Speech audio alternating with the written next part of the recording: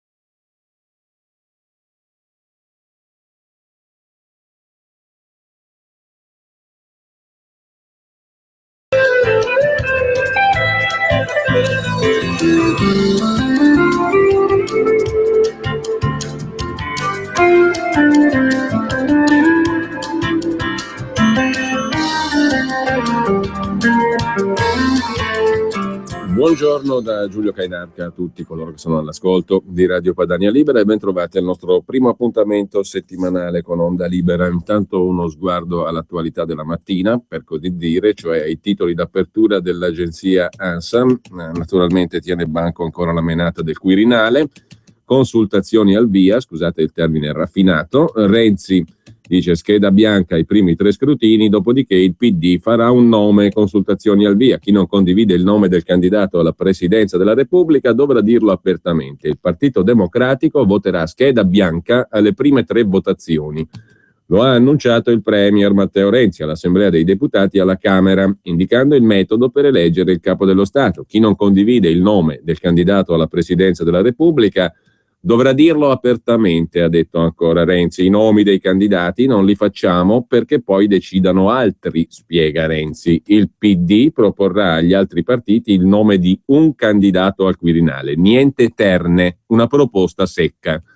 Partito Democratico unito e cercare il dialogo con Forza Italia, ha detto Stefano Fassina, condividendo la linea di Renzi all'Assemblea del PD. È importante che il PD riesca a superare la prova del Quirinale unito ed è sbagliata l'impostazione di cercare un candidato contro. Va cercata la massima condivisione e in questo caso dobbiamo cercare l'interlocuzione con Forza Italia. Così avrebbe detto Stefano Fassina, condividendo la linea di Renzi appunto all'Assemblea del Partito Democratico.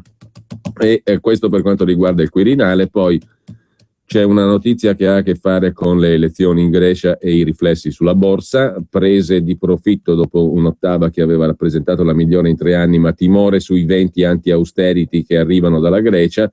In sostanza, piazza affari in calo, euro e spread però reggono l'urto, scrive l'agenzia ANSA. Pesano timori sull'arrivo di un'altra fase di instabilità in Eurolandia. Questo per quanto riguarda la borsa. C'è poco altro per il momento, ma io vorrei uscire questa mattina dalle considerazioni relative al Presidente della Repubblica. La nostra l'abbiamo già detta settimana scorsa con la terna secca. Renzi fa la proposta unica, noi abbiamo fatto una terna secca di candidati al Quirinale, autorevoli e rappresentativi del popolo italiano, e adesso invece io vorrei tornare a bocce un po' più ferme, per usare un'altra abusata espressione. Insomma, passato qualche giorno, a qualche giorno di distanza dai fatti di Parigi, vorrei tornare sulla questione da diversi punti di vista. Intanto poi sto elaborando per Onda Libera anche una proposta, spero possa essere utile. La proposta è quella di prendere spunto da un testo che in Italia è stato tradotto soltanto nel 2002, che fu pubblicato nel 1995. Il testo in questione si intitola Perché non sono musulmano, sulla scorta del Perché non sono cristiano di Bertrand Russell, e fu pubblicato appunto in lingua inglese da Prometheus Books nel 1995, tradotto in italiano edizioni Ariel, un editore minore, nel 2002. Lo trovate ancora nelle librerie su internet molto probabilmente. Il testo che ormai ha più di 12 anni, ha 13 anni di età, ma non è cambiato assolutamente nulla rispetto alla questione dell'Islam politico in espansione. L'autore di questo testo è ricorso ad uno pseudonimo, ad un nome letterario, Ibn Warraq, che in arabo significa figlio del cartolaio, ed è uno pseudonimo che è stato adottato tradizionalmente dagli autori dissidenti in tutta la storia dell'Islam, per ragioni di sicurezza naturalmente, perché si tratta di un autore nato in India, da famiglia musulmana, e autore di libri di approfondimento sulla natura del Corano e sull'Islam.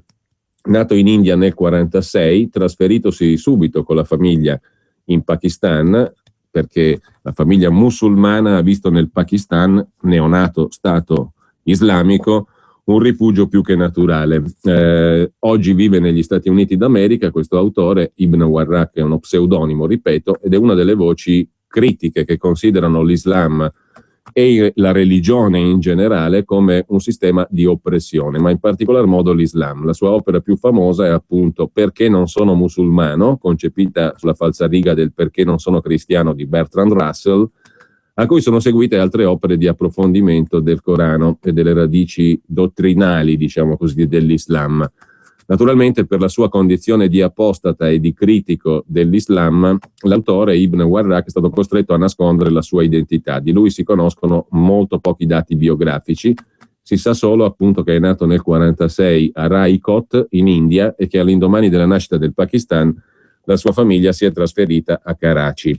Per sua fortuna è riuscito a studiare in Gran Bretagna, diplomandosi in filologia araba, poi presso l'Università di Edimburgo, studiando con il grande arabista cristiano William Montgomery Watt. Lì scopre quella che egli considera la natura perversa dell'Islam e decide di abiurare. Oggi è capo dipartimento di ricerca del Center for Inquiry Institute nello stato di New York e conduce ricerche sul Corano, le sue origini e la diffusione dell'Islam. Il testo in questione, il testo Perché non sono musulmano, è un testo di grande ricchezza dottrinale. Sto cercando di renderlo più compatibile con le esigenze e l'ascolto della radio, ovviamente, però credo che sia una lettura che potremo fare periodicamente per conoscere, per conoscenza.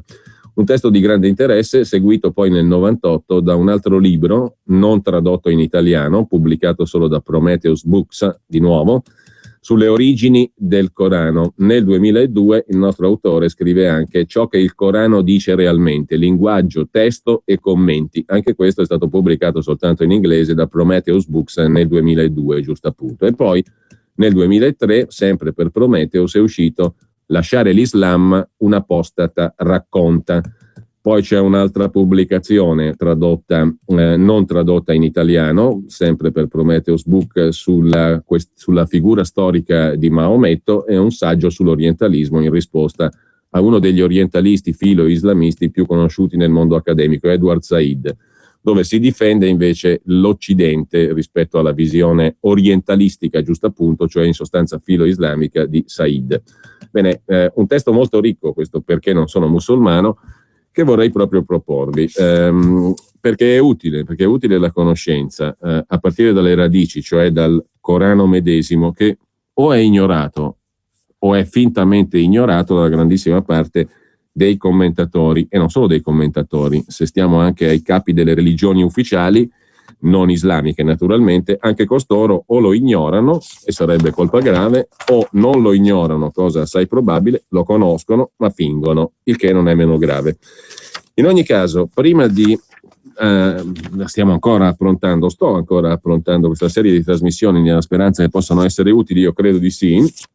Prima di questo però vorrei ritornare, dicevo, a mente un pochino più fredda e a distanza di un po' di giorni, ai fatti di Parigi sotto diversi punti di vista. Innanzitutto, per chi di voi abbia comprato Charlie Hebdo quando è uscito, immediatamente dopo le stragi di Parigi, ebbene, c'era un articolo di uno dei giornalisti di Charlie Hebdo, Laurent Léger, il quale, da un punto di vista tutt'altro che satirico, ma cercando di riflettere, rifletteva a caldo, immediatamente dopo la strage al settimanale Charlie Hebdo, sulle falle nel sistema antiterrorismo in Francia, perché diverse domande credo rimangano aperte sulla questione della sicurezza o meno. In quel caso naturalmente abbiamo visto tutti che di sicurezza a Charlie Hebdo certamente non ce n'era a sufficienza, nonostante fosse nel mirino risaputamente da anni degli islamici. In ogni caso, sui buchi nella rete del premier Valls e sulle falle del sistema antiterrorismo francese ha scritto qualcosa Laurent Leger sul numero di Charlie Hebdo uscito subito dopo le stragi.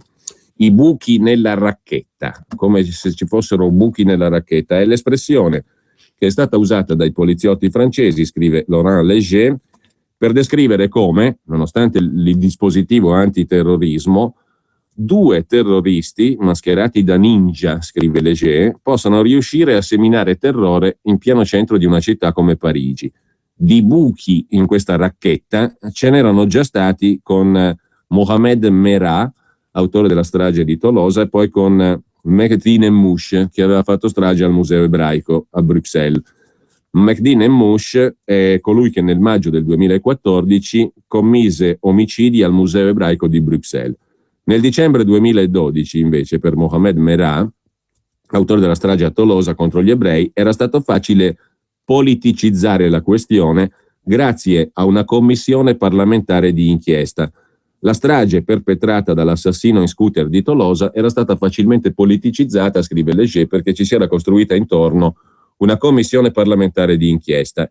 Il massacro, inoltre, aveva avuto luogo in marzo e c'era ancora presidente Sarkozy.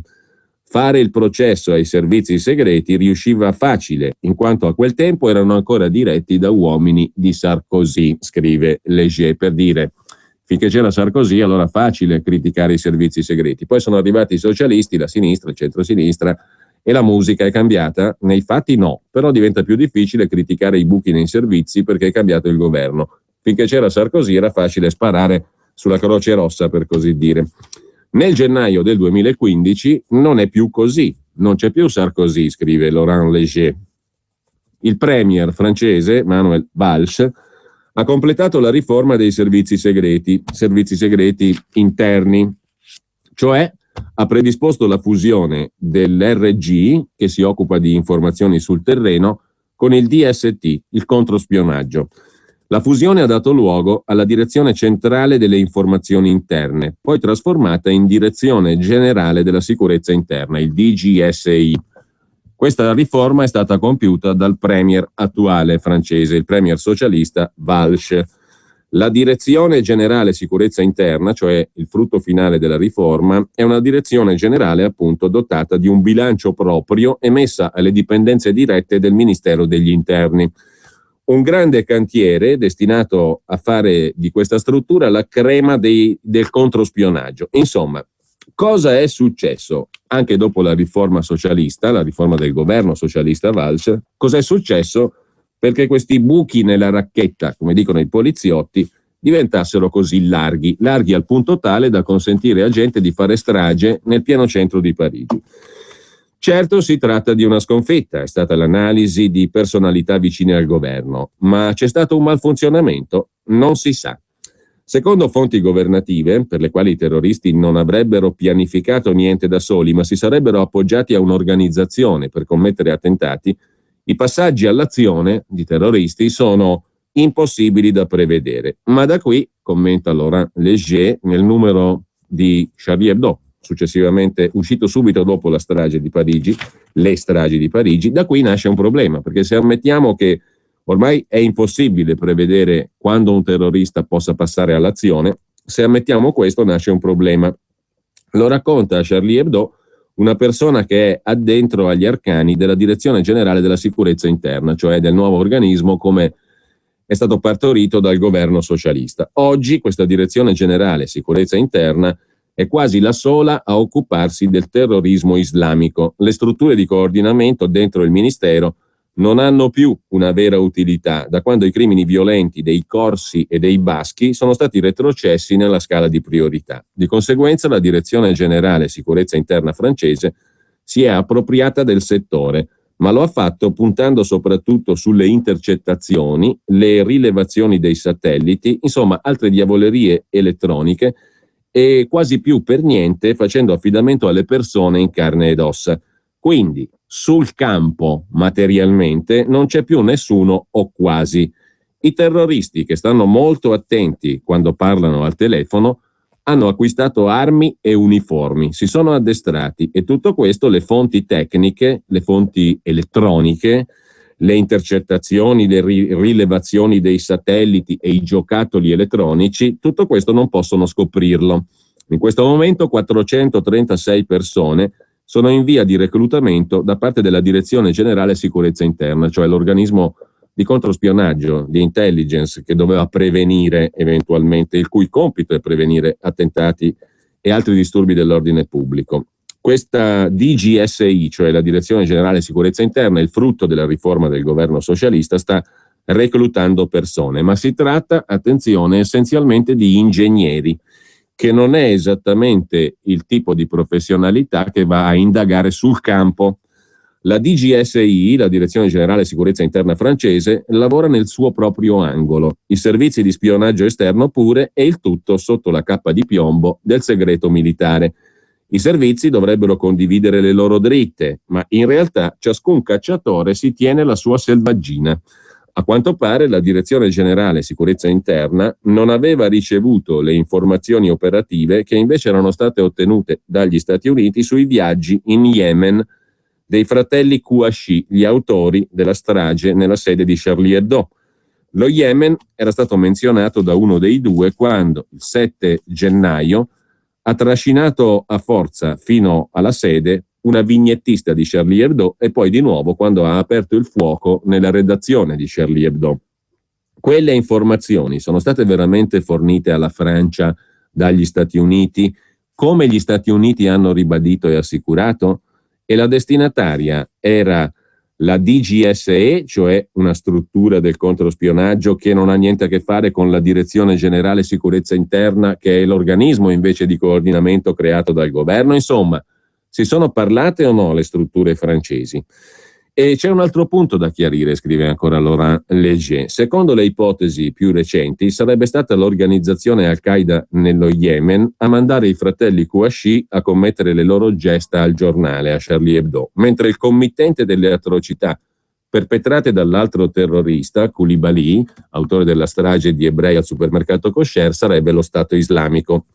Ora dunque il premier Manuel Valls, scrive Laurent Léger, nel numero di Charlie Hebdo uscito subito dopo la strage, il premier francese Valls promette di assumere nuovi provvedimenti per rafforzare un dispositivo già ultra repressivo, tagliando anche qualche testa, ma dimentica, in un bel esercizio di comunicazione, che l'organizzazione odierna dei servizi di intelligence è la grande opera sua e di nessun altro, quindi è il governo Valls ad aver riorganizzato i servizi, con quale frutto purtroppo si è visto nelle stragi di Parigi.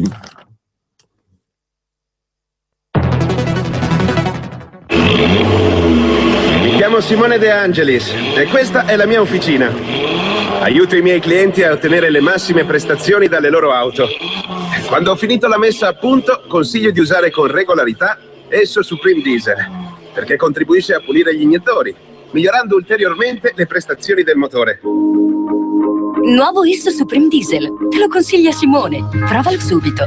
Limitazioni e condizioni su carburanti.esso.it. A scuola di business. Oggi musica. Come accordare tecnologia, efficienza e convenienza con un'occasione imperdibile. Fino al 31 marzo con i furgoni Transporter e Caddy il pacchetto Tech and Sound è in omaggio. E da oggi gli strumenti giusti per il tuo lavoro sono ancora più accessibili. Per te finanziamento a TAN 0 e TAEG 2,39 e polizza furto e incendio per un anno gratuita. Questa sì che è musica. Volkswagen Veicoli Commerciali. La prima regola per lavorare bene. Non c'era una volta una Golf alimentata a metano, ma adesso ce ne sono due. C'è la nuova Golf TGI che con soli 3,50 € ti fa fare più di 100 km. E c'è anche la nuova Golf Variant TGI, la prima Golf Station Wagon a metano. E con progetto valore Volkswagen, tu è da 169 € al mese, TAN 3,99, TAEG 5,65, anticipo 6.250 €. E dopo 3 anni puoi rifinanziarla o restituirla. Info su Volkswagen.it. Scopri nuova Golf TGI e nuova Golf Variant TGI, il metano secondo Volkswagen. Per la tua pubblicità su Radio Padania Libera, chiama il numero 02 66 23 44 22. Sulla questione della sicurezza per la redazione di Charlie Hebdo era puntualmente intervenuto all'indomani della strage il 9 gennaio scorso su Libero anche Carlo Panella, puntualizzando una questione che non ha ancora trovato una risposta sul perché è stata ridotta la sicurezza alla redazione di Charlie Hebdo, perché da lì è nata la questione, o meglio la relativa facilità con cui gli attentatori, i terroristi islamici hanno potuto compiere il loro massacro, perché fino a qualche mese prima, un paio di mesi prima, la redazione era sorvegliata all'esterno da una pattuglia che probabilmente avrebbe opposto sicuramente una barriera superiore rispetto a quella che non c'era assolutamente, non c'era alcuna barriera all'ingresso nella redazione di Charlie Hebdo, salvo un poliziotto a proteggere il direttore, ma a giochi fatti quando hai già il Kalashnikov davanti agli occhi. Comunque, per difendere Charlie bastavano 4 agenti. È una banale, purtroppo, tragicamente banale considerazione che fa Carlo Panella. I terroristi hanno sparato indisturbati per un quarto d'ora. Parigi si è affidata ai suoi 007, che sono quelli che hanno abbattuto Gheddafi. Bella impresa, scriveva Panella. Le forze della sicurezza francesi hanno brancolato nel buio e continuano a farlo, totalmente inefficaci sia prima che durante che dopo la strage dei giornalisti di Charlie Hebdo.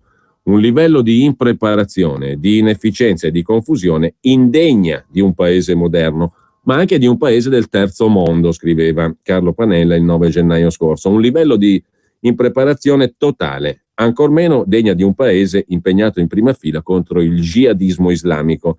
Per di più, un paese avvisato a gran voce dai leader jihadisti della certa punizione che avrebbe subito a seguito della sua partecipazione, la partecipazione della Francia, alla coalizione internazionale all'opera, si fa per dire, in Siria e in Iraq. Nell'ordine, riassumeva Panella, ma sono questioni che non sono state affrontate, non c'è ancora stata una risposta a queste questioni sulla sicurezza. Nell'ordine, gli errori marchiani iniziano dall'incredibile sottovalutazione del fatto che Charlie Hebdo era uno dei principali obiettivi di una vendetta islamica. Un solo poliziotto, è dentro la redazione al momento dell'attacco, non per presidiarle la redazione, perché il presidio doveva essere all'esterno, ma per proteggere il direttore Stéphane Charbonnier. Pure Charlie Hebdo aveva subito ben 2 disastrosi attentati incendiari, chiara, indubitabile indicazione che era un obiettivo prioritario per gli islamici che vi sono entrati come coltelli nel burro. Incredibile poi la reazione della polizia di Parigi quando arriva la notizia della strage. La polizia invia una sola vettura non blindata con 2 soli poliziotti. Sono abbattuti con facilità dalle 2 macchine della morte, i 2 fratelli Kouachi, che hanno tutto l'agio, perché non è alle viste alcun altro poliziotto, di perdere tempo per attraversare la strada e giustiziare il povero poliziotto arabo che, già ferito, alza inutilmente le mani in segno di resa. Presa poi la fuga sulla loro auto, sulla Clio nera, i 2 fratelli Kouachi, ed è ormai passato ormai più di un quarto d'ora nel pieno centro di Parigi, non solo non sono inseguiti da nessuno, ma hanno modo di scendere dall'auto, fermare un'altra auto, far scendere l'anziano guidatore e addirittura fermarsi poco dopo per liberarsi del cagnolino trovato all'interno, sempre indisturbati. E poi c'è la retromarcia dell'auto bianca della polizia davanti ai 2 che avanzano, un emblema di quanto è successo. Dopodiché i 2 scompaiono nel nulla. Inizia allora una sarabanda tragicomica di comunicati della procura, del DSGE, cioè dei servizi segreti, e della polizia, che li danno per individuati, poi catturati, poi circondati, infine non se ne sa nulla, prima a Reims e poi in altre località. Ma poi emerge nel frattempo la falla più incredibile. Cherif Kouachi, l'autore della strage, non solo era stato condannato nel 2008 per fatti di terrorismo, ma nel 2005 era stato intervistato dall'emittente France 3 e aveva a lungo spiegato la sua intenzione di darsi al jihad, alla guerra santa coranica. Nessuno però lo sorvegliava, o ancor peggio era sorvegliato in maniera molto svogliata, anche se i servizi segreti ben sapevano che era andato col fratello Said a combattere in Siria, esattamente come sorvegliato dai servizi era Mohamed Merah, che ha maciullato 3 bambini ebrei e il loro insegnante a Tolosa, così come era sorvegliato Mehdi Nemmouche, che uccide 4 ebrei davanti al Museo ebraico di Bruxelles. Siccome al peggio non c'è mai fine, si è poi scoperto che il terzo uomo, Hamid Murad, questo era il suo nome diffuso, invece era a scuola nel suo liceo. 88.000 gli agenti lanciati alla cattura dei 2 fratelli Kouachi con ritardi e impacci. Ne bastavano, osserva Panella, ne bastavano non 88, nemmeno 8, ma soltanto 4 a presidio della redazione di Charlie Hebdo, anzi dell'ingresso del palazzo dove c'è la redazione di Charlie Hebdo, per evitare la strage. Il fatto ancor più grave è che quella incredibile serie di castronerie ha con tutta evidenza una radice politica, non funzionale e strutturale. La Francia ha dichiarato guerra al terrorismo, ma fa finta di non essere in guerra, non allerta il suo pur imponente apparato di sicurezza per proteggersi, mentre il nuovo nazismo avanza e la viola la terra francese. Ma non c'è da stupirsi, concludeva Carlo Panella. Sono stati i servizi francesi a fornire i report, i resoconti, che hanno indotto Sarkozy e Cameron ad abbattere Gheddafi per consegnare la Libia a un radioso avvenire. E si è visto com'è finita. Sulla questione della mancata sicurezza, però, sempre su Libero, era intervenuto in quei giorni immediatamente successivi alla strage, alle stragi a Parigi, anche Franco Bechis, che aveva ricostruito il profilo dei killer di Allah, i killer di Allah lasciati liberi di colpire. Parigi li aveva perdonati e li aveva definiti bravi ragazzi, dopodiché si è messa a rincorrerli con 88.000 agenti di polizia, una cifra incredibile. Un bravo ragazzo ha capito di essere stato invischiato in una vicenda più grande di lui. Lo avevano indottrinato, dice di non essere stato capace di opporre resistenza, ma ora ha capito. Questo letteralmente era il giudizio, davanti alle telecamere di Antenne 3, dell'educatore assistente sociale del carcere di Fleury-Mérogis, che assolveva con queste parole, dopo pochi mesi di prigione, a fine 2005, Cherif Kouachi, uno dei 2 fratelli francesi franco-algerini che ha compiuto il massacro di Parigi presso la redazione di Charlie Hebdo. Questo giudizio dell'assistente sociale, che ha visto perfettamente riabilitato, anzi ha definito un bravo ragazzo, Cherif Kouachi, questo giudizio, condito da un po' di retorica sullo sbandamento del giovane che fino all'arresto cambiava di tanto in tanto fidanzata, faceva il cantante rap, fumava Spinelli, non andava neanche in moschea, questo giudizio è stato utile poi a garantire a Cherif Kouachi la sua perfetta operatività, diciamo così.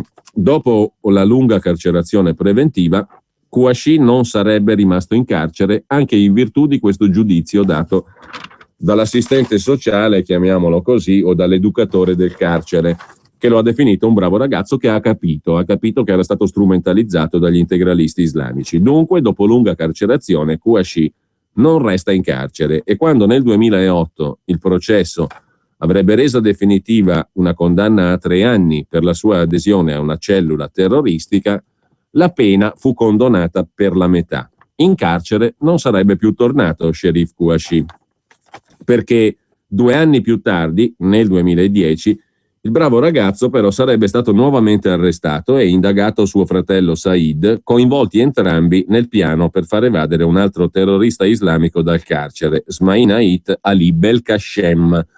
Cherif resterà in carcerazione preventiva nel 2010 per oltre 5 mesi, dopodiché verrà liberato per mancanza di prove. Quindi, carcerato nel 2005, nel 2008 condanna a 3 anni per la sua adesione a cellula terroristica, pena condonata per la metà, nel 2010 ritorna in carcere per 5 mesi, perché insieme al fratello, quello che poi avrebbe con lui decimato la redazione di Charlie Hebdo il 7 gennaio scorso, in quel caso nel 2010 i 2 fratelli erano coinvolti in un piano per far evadere un altro terrorista islamico di un certo calibro, Smain Ait Ali Belkacem.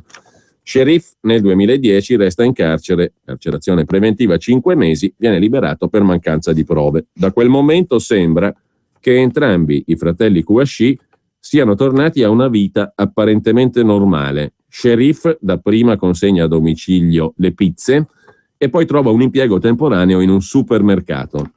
Dopodiché salta fuori che i servizi segreti avevano ricevuto segnalazioni durante l'anno 2014 di almeno 2 viaggi in Siria di entrambi i fratelli.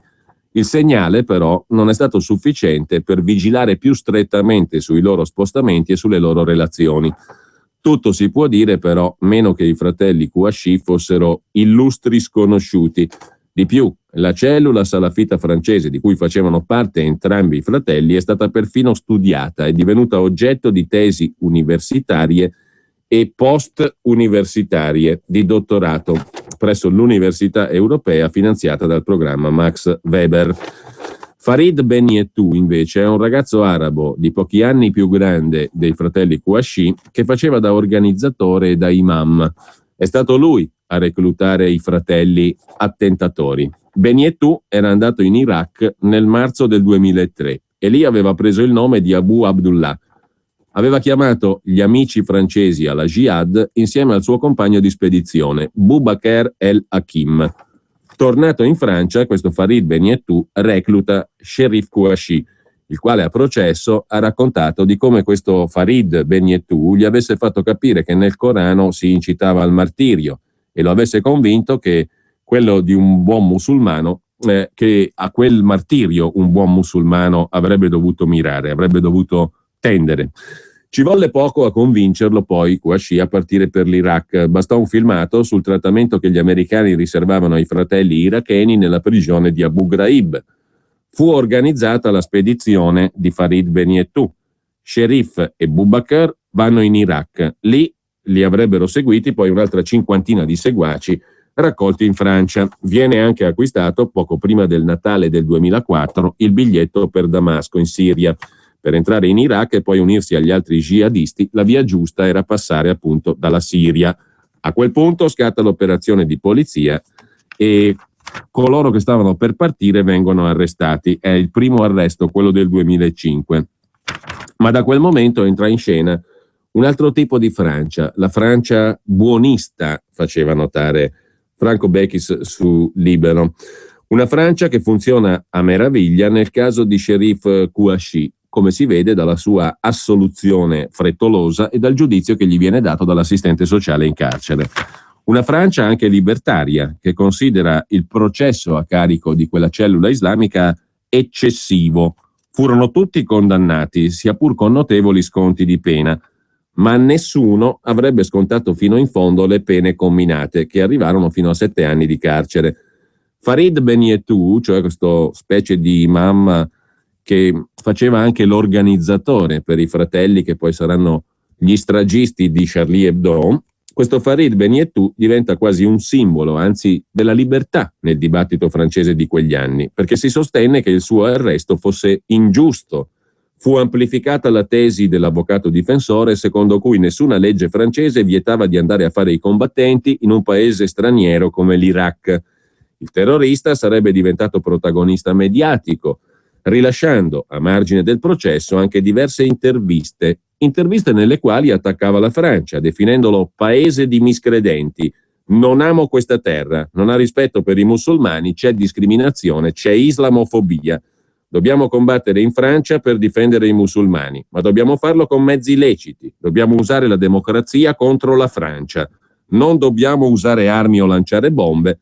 La Francia non ha dichiarato guerra a noi.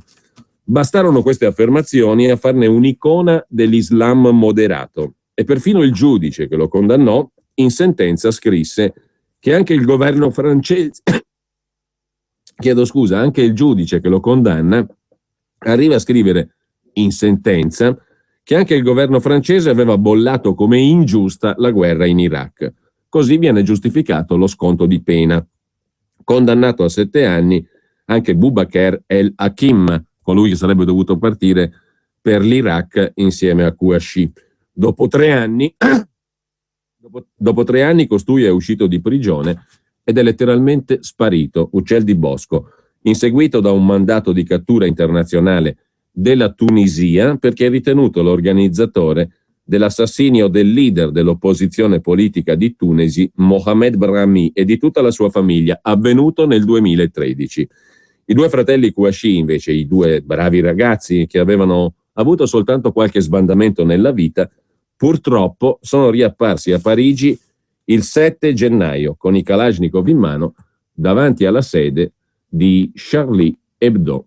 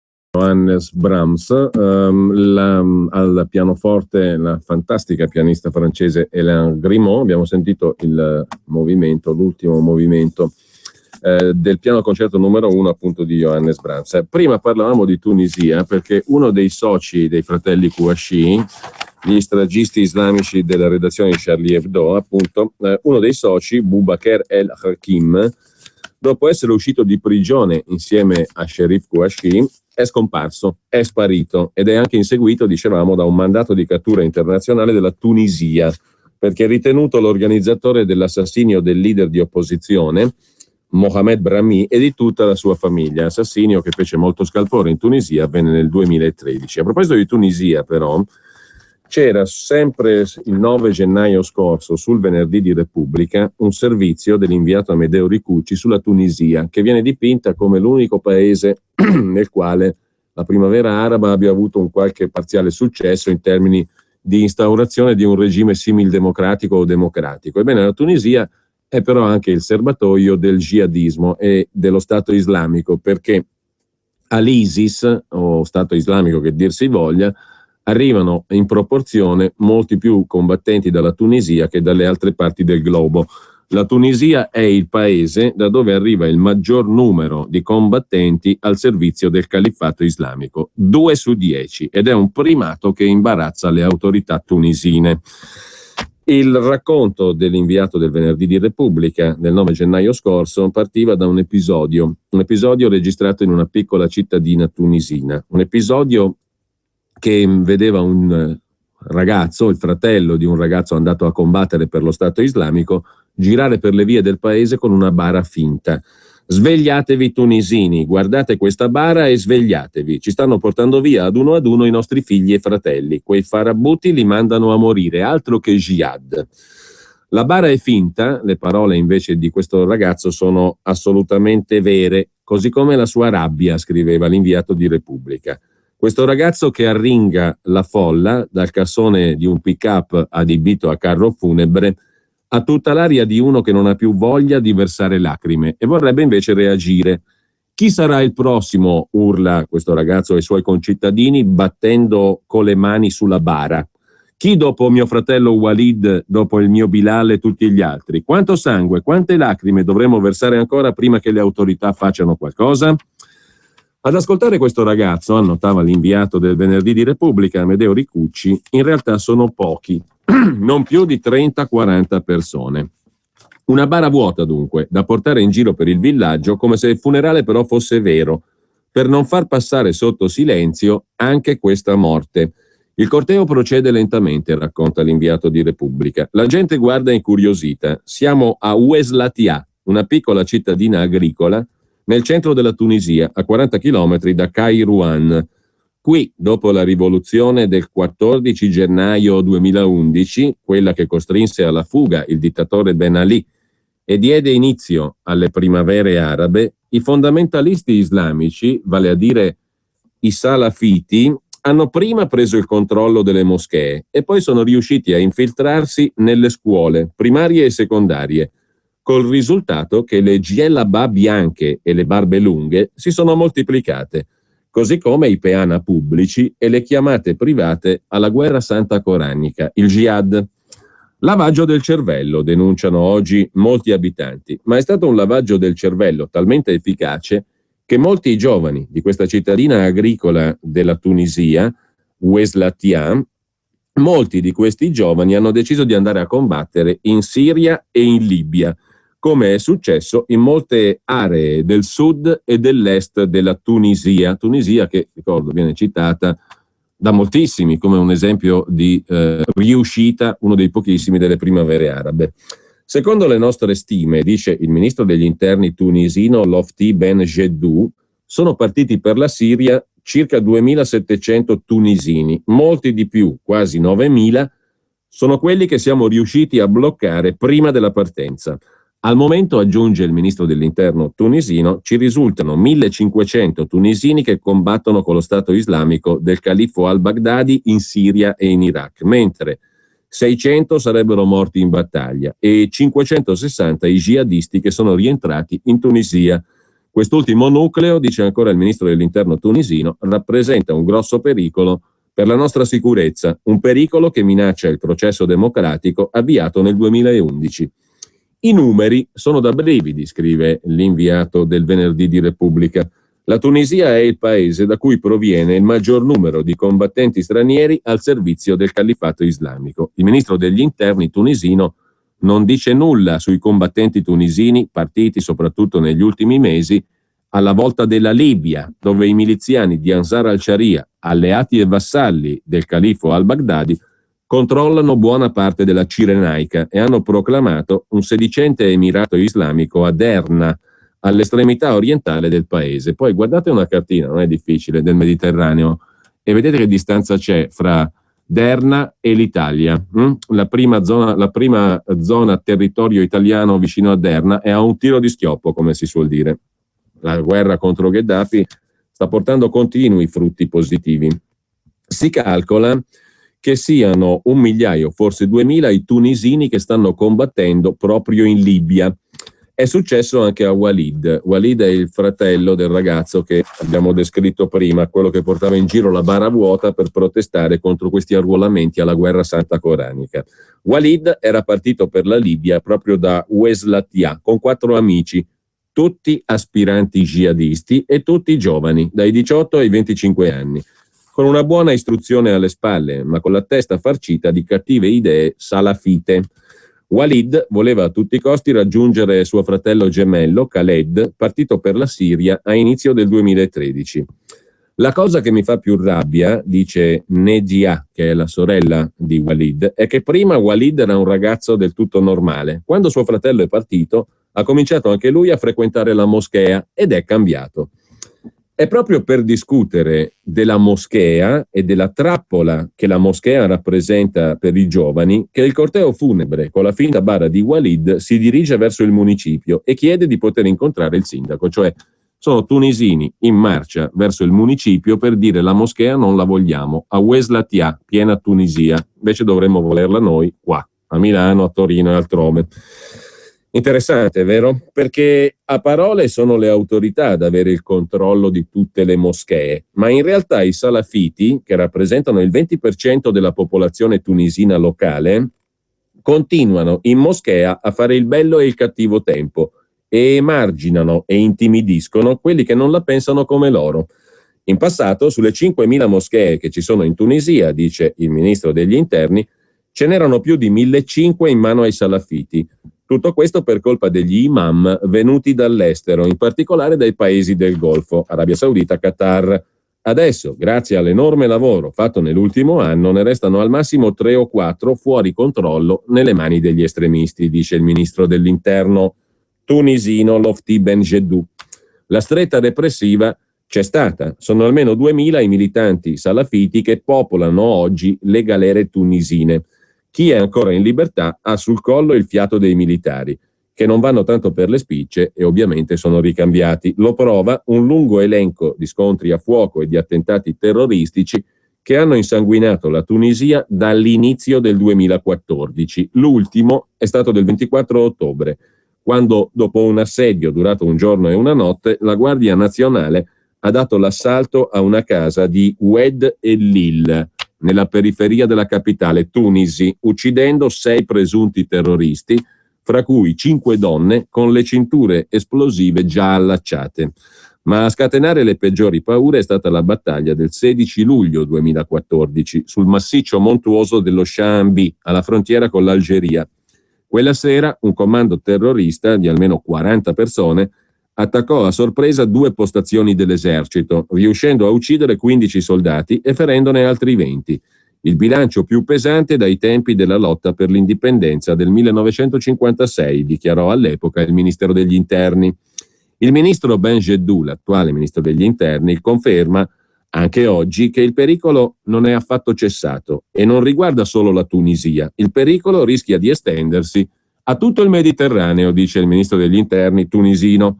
È difficile capire se la situazione oggi è sotto controllo. Di certo le moschee in Tunisia aprono ormai il tempo strettamente necessario alle 5 preghiere per evitare che possano diventare punto di aggregazione.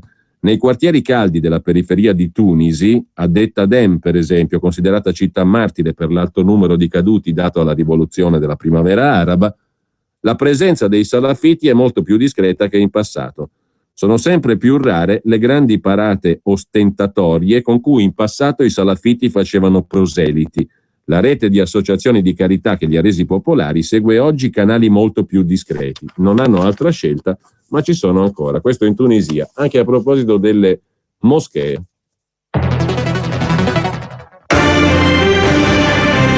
Gentili ascoltatori, se anche voi avete attacchi di tosse e raucedine, potete fare come me. Potete provare Corifin, pastiglie con vitamina C. Corifin allevia l'irritazione locale e riduce il catarro, anche nei fumatori. E se il mal di gola non ti dà pace, puoi provare Corifin Gola Dolore Spray. Sono prodotti SIT, in farmacia. Corifin Gola Dolore è un medicinale a base di flurbiprofene che può avere effetti indesiderati anche gravi. Corifin e Corifin Gola Dolore sono medicinali. Leggere attentamente il foglio illustrativo. Opel Mokka, il meglio dell'ingegneria tedesca. SUV, compatto e unico. 2 volte SUV 4x4 dell'anno in Germania. Opel Mokka 2015. Completo di tutto ancora a 16.900 euro. Oppure oggi tasso zero, TAEG 220, anche sabato. Ti amo, ma ti lascio. Anzi, ti rottamo. Se ami la tua pelle, Rottama il tuo vecchio fondotinta. Portalo in farmacia. Subito per te il 20% di sconto su un nuovo fondotinta Vichy. Sconto minimo consigliato sul prezzo praticato dal rivenditore. Valido dal 15 gennaio al 15 aprile 2015. Farmacie aderenti su vichy.it. Per Lidl, Gambero Rosso li ha assaggiati, li ha valutati e li ha abbinati. Fusilli di Gragnano IGP 500 grammi a 75 centesimi. Salsa di pomodoro ciliegino 330 grammi a 1,09 euro. Lasciati consigliare dagli esperti. Lidl, anch'io. Per la tua pubblicità su Radio Padania Libera, chiama il numero 02 66 23 44 22. Pentadent sostiene la prevenzione. Questo mese il check-up completo non ti costa nulla. Vieni a trovarci. Visita, eventuale panoramica e piano di cure sono eseguiti con la massima professionalità e se la tua bocca lo necessita, potrai effettuare anche una visita specialistica con un nostro ortodontista e implantologo. Scarica subito il coupon prevenzione dal sito pentadent.it o chiama l'800 700 860 800 700 860. Nella casa del futuro l'energia è pulita e la tecnologia diventa amica dell'ambiente. Laghi Alpini SRL propone a Augusto Garolfo villini singoli e bifamiliari in classe A+, con costi energetici quasi azzerati. Una sintesi perfetta tra estetica, comfort ed efficienza per regalare agli acquirenti il sogno di un'abitazione veramente ecocompatibile. Per informazioni 0331 070 766 laghialpinisrl.it.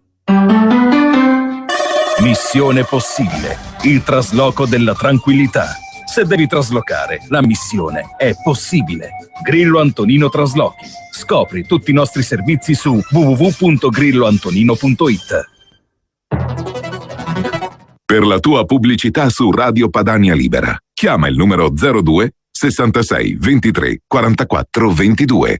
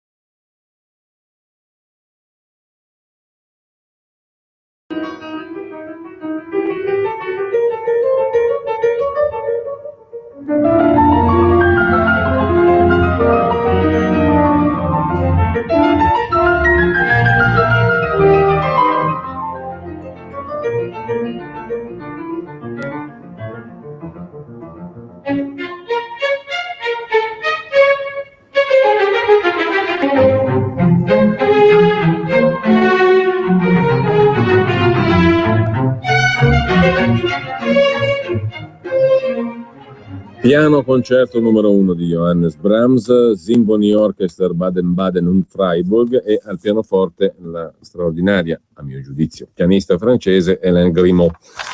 All'indomani delle stragi a Parigi, il Foglio fece questa operazione, il Foglio di Giuliano Ferrara, ripubblicò un articolo che Oriana Fallaci scrisse dopo gli attentati alla metropolitana di Londra del 7 luglio del 2005.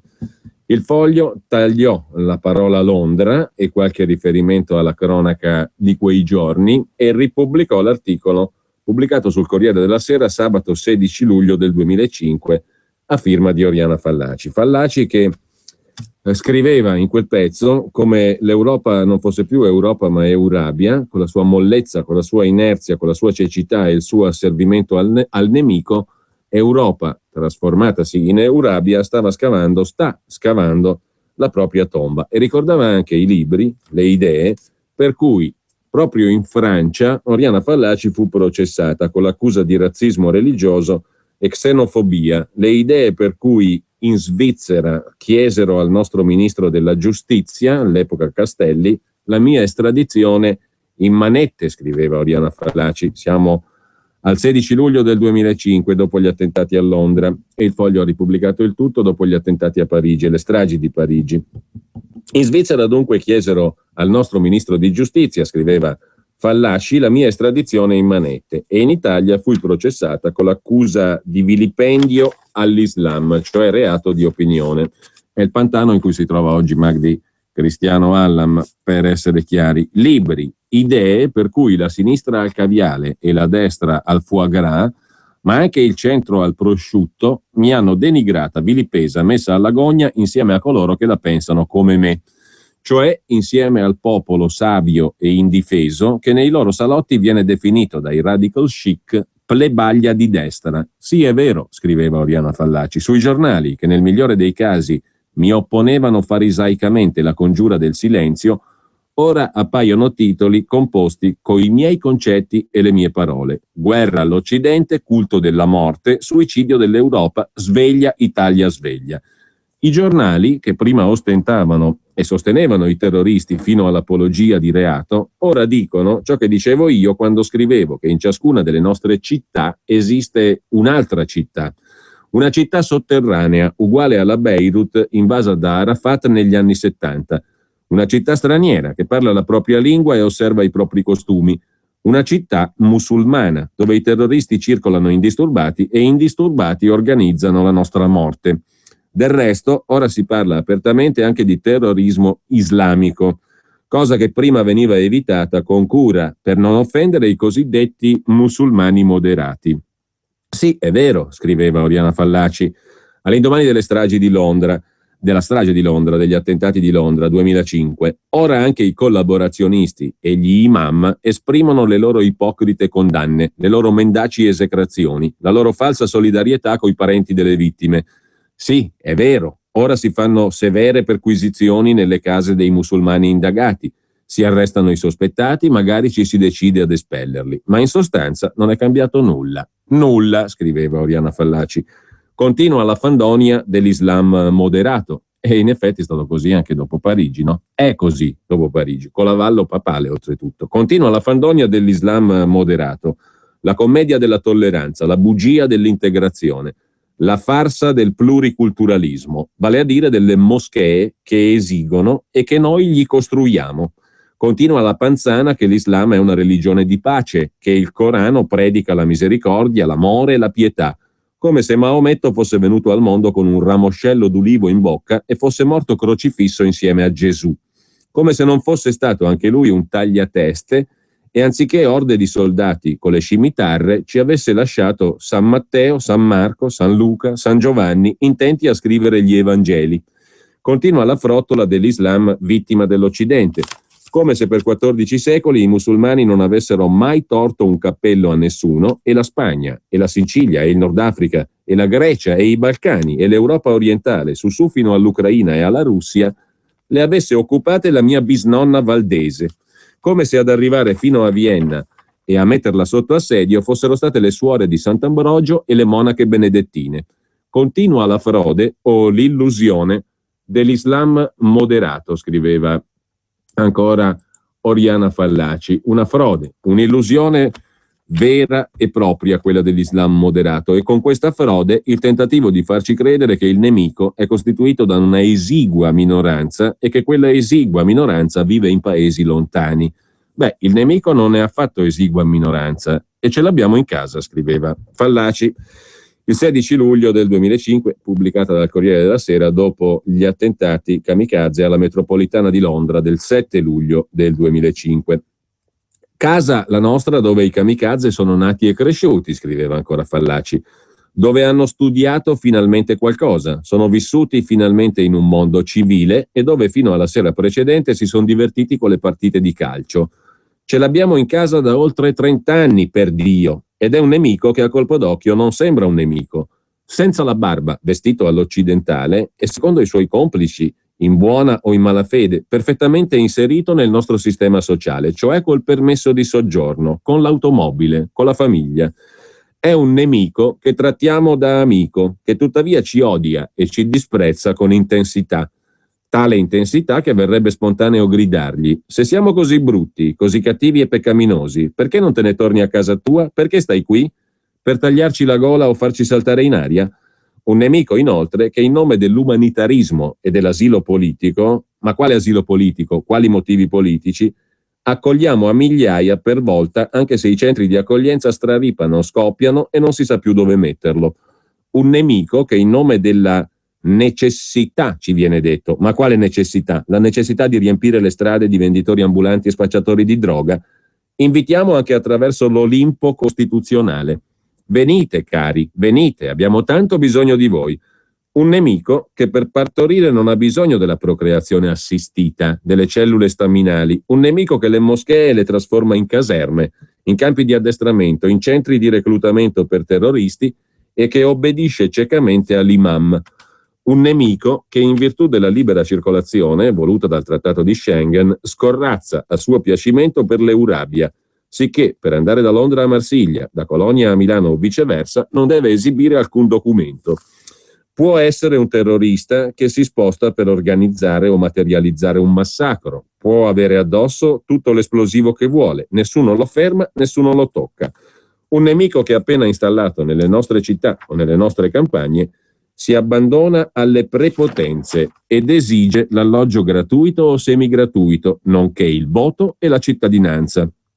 Tutte cose che ottiene. Un nemico che, protetto dalla sinistra al caviale, dalla destra al foie gras e dal centro al prosciutto, ciancia appunto di integrazione e pluriculturalismo, ma intanto ci impone le proprie regole e i propri costumi, che bandisce il maiale dalle mense delle scuole, delle fabbriche, delle prigioni. Un nemico che negli asili vuole abolire, anzi abolisce il presepe e Babbo Natale. Continua anche il discorso sul dialogo delle due civiltà. E apriti cielo se chiedi qual è l'altra civiltà. Cosa c'è di civile in una civiltà che non conosce neanche il significato della parola libertà? Che per libertà, hurriya, intende emancipazione dalla schiavitù. Che la parola hurriya la coniò soltanto alla fine dell'Ottocento per poter firmare un trattato commerciale che nella democrazia vede Satana e la combatte con gli esplosivi, le teste tagliate, che dei diritti dell'uomo, da noi tanto strombazzati, e verso i musulmani scrupolosamente applicati, non vuol neanche sentirne parlare. Apriti cielo anche se chiedi cosa c'è di civile in una civiltà che tratta le donne come le tratta. L'Islam è il Corano, cari miei, scriveva Oriana Fallaci il 16 luglio del 2005 sul Corriere della Sera dopo gli attentati e le stragi di Londra. L'Islam è il Corano comunque e dovunque. E il Corano è incompatibile con la libertà, è incompatibile con la democrazia, è incompatibile con i diritti umani, è incompatibile col concetto di civiltà.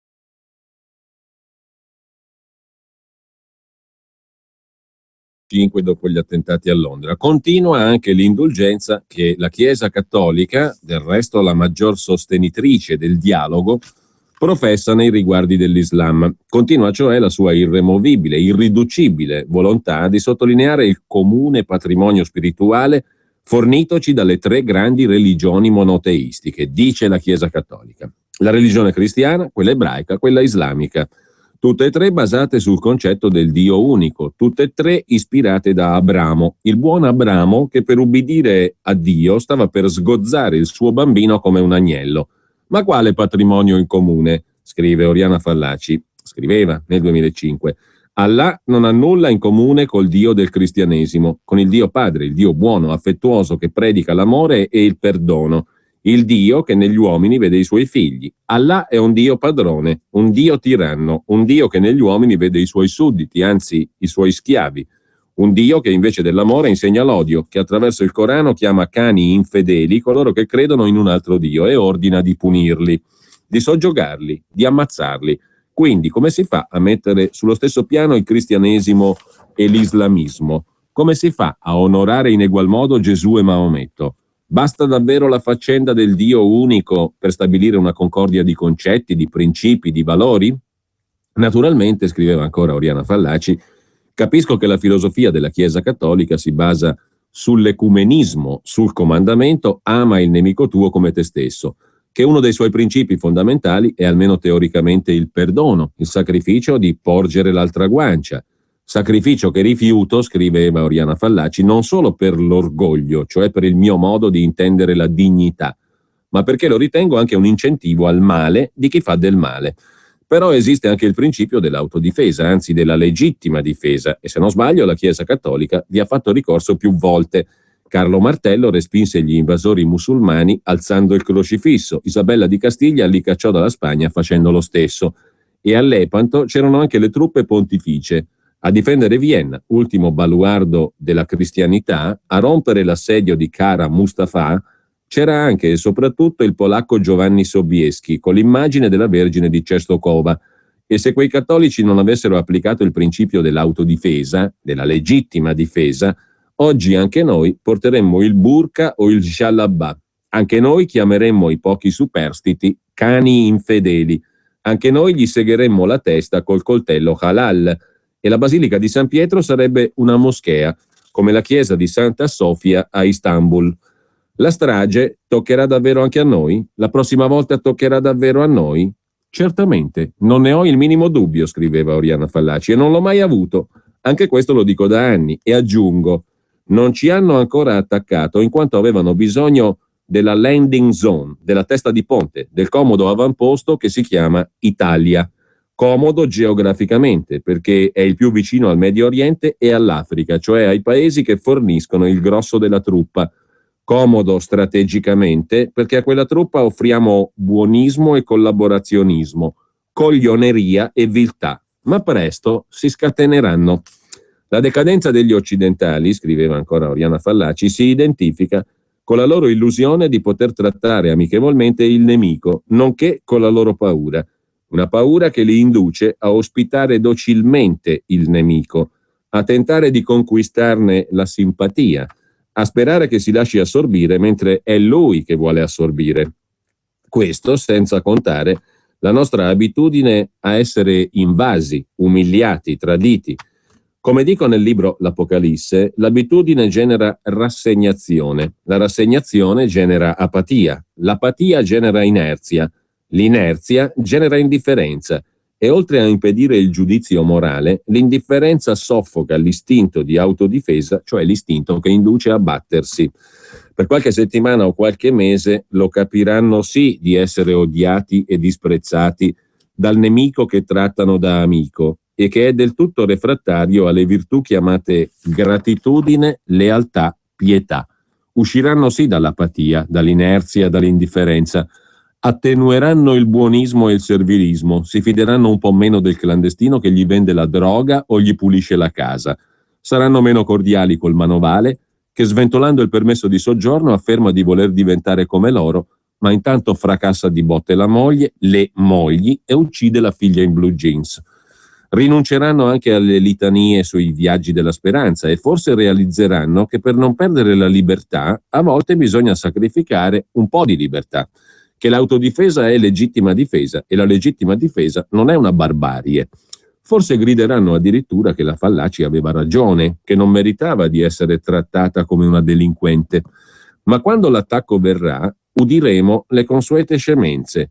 Quando verrà, come avverrà quell'attacco? Non sono Cassandra, non sono una profetessa, sono soltanto un cittadino che ragiona e ragionando prevede cose che, secondo logica, accadranno, ma che ogni volta spera di sbagliarsi e quando accadono si maledice per non aver sbagliato. Da noi, temo, non si accontenteranno di massacrare la gente, perché quello è un mostro intelligente, informato, cari miei, un mostro che ha studiato nelle università, nei collegi rinomati, nelle scuole di lusso, un mostro che non si intende soltanto di dinamica, chimica, fisica, aerei, treni, metropolitane, si intende anche di arte, l'arte che il loro presunto faro di civiltà, il mondo islamico, non ha mai saputo produrre.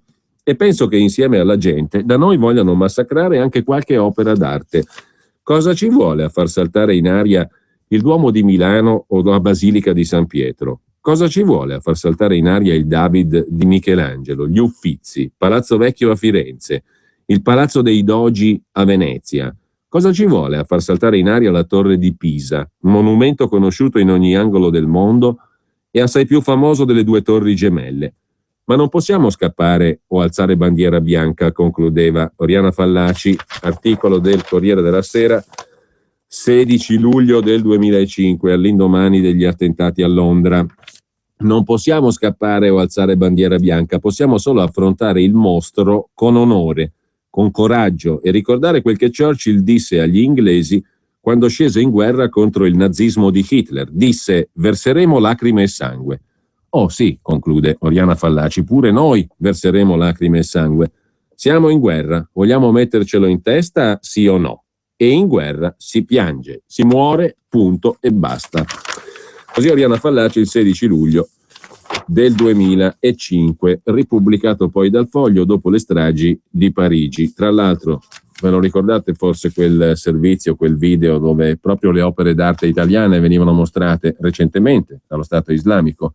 Dopo la famosa bandiera sul cupolone di San Pietro c'è stato un video più recente nel quale si identificavano le opere d'arte italiane. Proprio la Torre di Pisa c'era fra le varie immagini nel video di propaganda dello Stato islamico recente con al centro l'Italia. Noi ci salutiamo con questo per oggi. Buon pomeriggio a tutti e finiamo di ascoltare l'ultimo movimento del piano concerto numero 1 di Johannes Brahms.